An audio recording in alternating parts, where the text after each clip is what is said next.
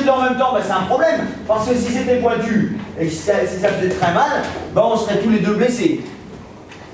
D'accord?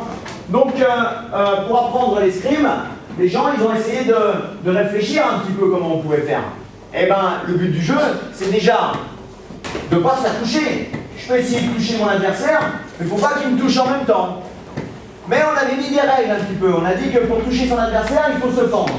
Donc en fait, quand vous avez un combattant qui vient vers vous et puis qui fait une grosse attaque pour vous toucher fort, qui vient comme ça, vous, il ne s'agit pas de dire ah ben on s'est touchés tous les deux. Non.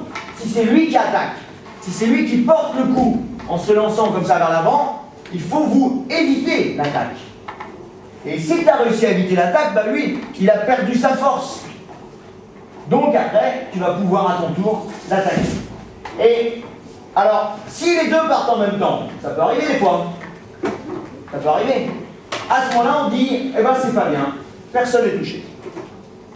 Mais s'il y en a un qui part le premier et qui commence son attaque, il allonge son bras, il montre qu'il va aller toucher et il déclenche sa fente, il faut que l'autre essaye de se sauver et de faire tomber dans le vide. Car que, il suffit de pas grand-chose, hein. On peut reculer jusqu'à sa cabane, mais il suffit aussi que ça tombe dans le vide ici, et c'est bon, il a perdu, il n'a pas réussi à le toucher, donc moi je peux essayer d'aller le toucher.